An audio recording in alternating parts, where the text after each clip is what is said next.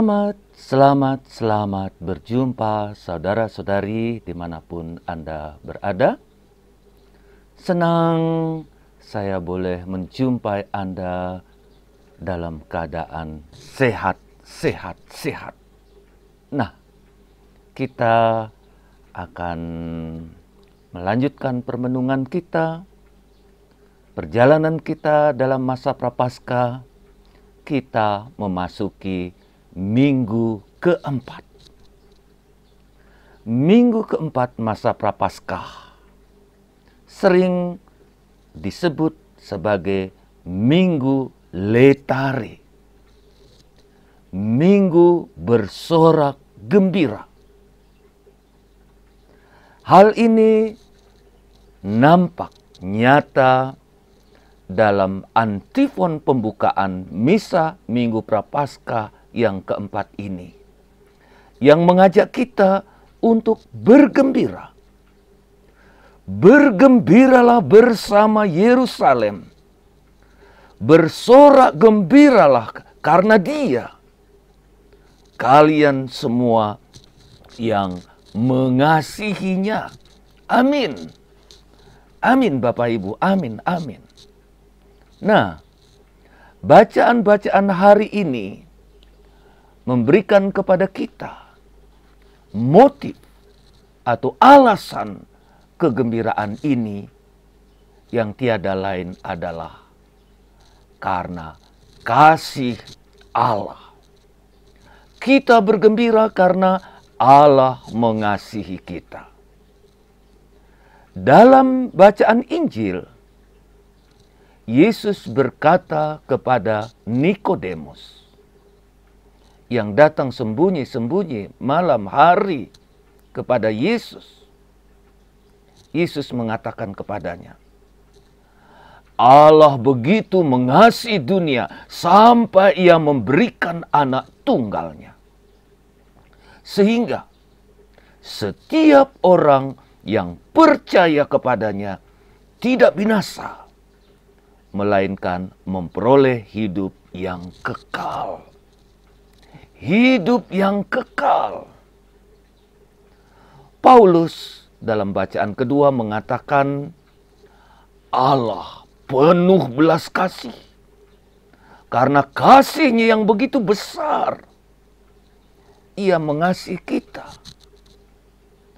Sesungguhnya, Paulus katakan, sesungguhnya kita yang sudah mati, kita dihidupkannya bersama Kristus. Hanya karena rahmat-Nya kita diselamatkan.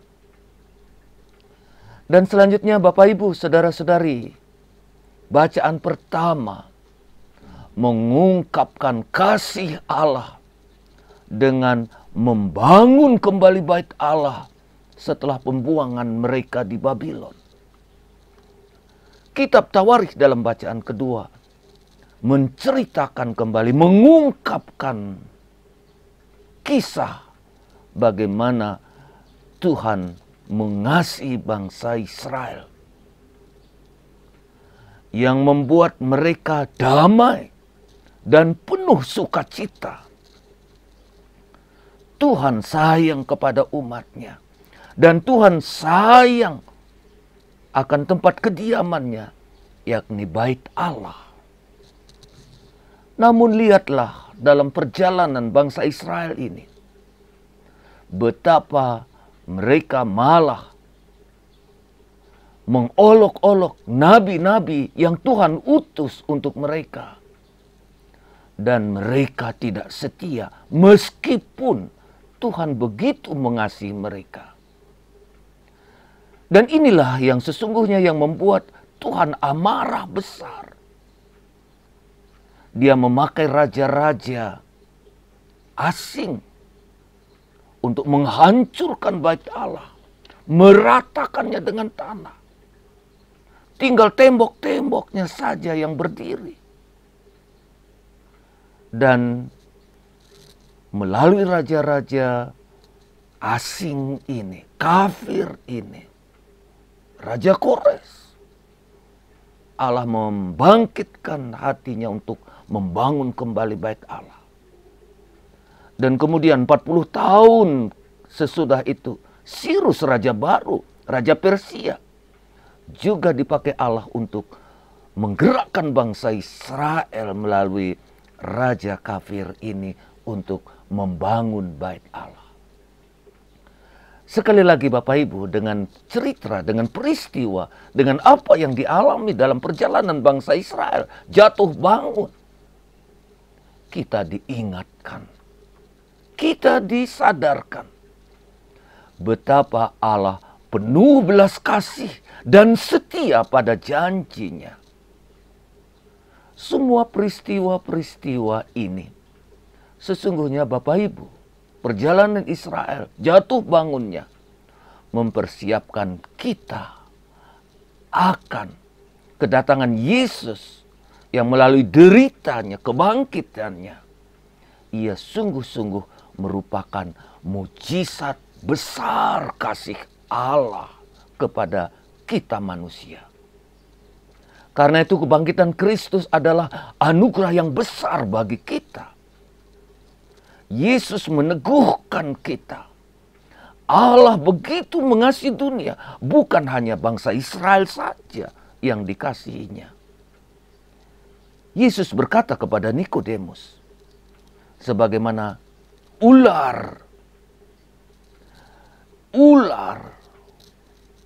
di padang gurun yang ditinggikan oleh Musa di padang gurun, demikian diperbandingkan, demikian anak manusia ditinggikan supaya semua manusia yang percaya memperoleh hidup yang kekal. Orang Israel yang memandang ular yang ditinggikan Musa ini, mereka tidak dipagut, mereka selamat. Yesus mengambil posisi ular dalam arti simbol dosa. Simbol dosa. Salib merupakan manifestasi besar kasih yang begitu besar dari Allah, yang menggambarkan, yang mengungkapkan hati Allah sendiri. Bukankah karena kasihnya Allah mengirim putranya bukan untuk mengadili, melainkan untuk menyelamatkan. Allah tidak menginginkan kematian manusia, melainkan supaya mereka bertobat dan memperoleh hidup yang kekal. Nah, Bapak Ibu, tentu saja Allah memberikan kebebasan kepada kita. Dia tidak memaksakan kehendaknya. Meskipun dia mengasihi kita, dia tidak memaksakan kehendaknya. Dia mengundang kita. Mengundang kita datang kepada Yesus yang adalah terang, keselamatan. Siapa yang datang kepada terang, ia akan memperoleh keselamatan. Kita diundang untuk membuka hati kita kepada kasih Allah. Kasih Allah yang begitu besar. Karena itu Bapak Ibu, saudara-saudariku yang terkasih, kalau kita renungkan bacaan-bacaan selama masa Prapaskah, apa yang tersirat, apa yang terungkap sesungguhnya di dalamnya, yaitu perjalanan bangsa Israel dan perjalanan kita untuk memperoleh keselamatan dari Yesus yang rela mati di kayu salib untuk keselamatan kita. Bangsa Israel bergembira, mengalami damai karena Allah mengasihi mereka.